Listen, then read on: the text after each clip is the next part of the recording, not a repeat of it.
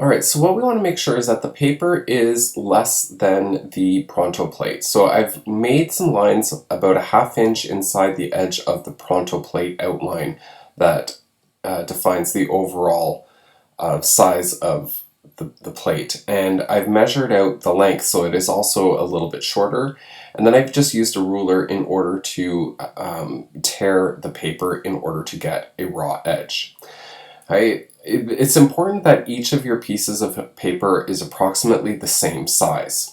With the registration method that we are going to use, they don't have to be precise, which allows us to have what's referred to as a deckled edge, and we can simulate a deckled edge through this tearing motion. So as you can see, I'm going through piece by piece. I have a total of 4 pieces of paper that I'm going to be using for this print run, and I'm changing the size so that each one is approximately the same length.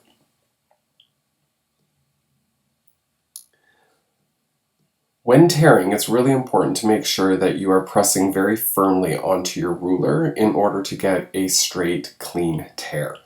Also, if you pull into the ruler a little bit, you will notice that you are going to get an easier tear as well, as the paper is kind of forced into the edge of the ruler and you get a much more accurate length across the entire distance. A couple of these pieces you're going to see coming up, the width is a little bit inconsistent. So I've tried to make some adjustments here. Again, measuring things out, right? It's pretty good. I think that one's okay. But this next piece of paper you're going to notice is overly wide.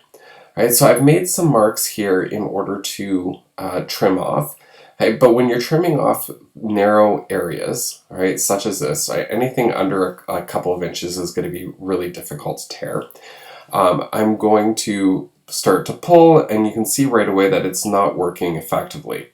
Okay, so alternatively, and this is not best practice by any means, but you could go through, mark a line, and then fold the paper over back and forth, and then try and tear it along that line.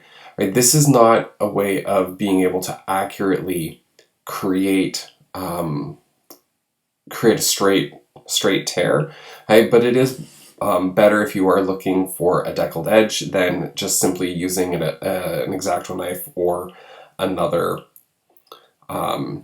or a cutting board, for example, as well. Okay, so you'll see me finish that off, but in this video we're just taking a look at how to trim up paper using a tearing method, and you just want to make sure that all of your pieces of paper are approximately the same size.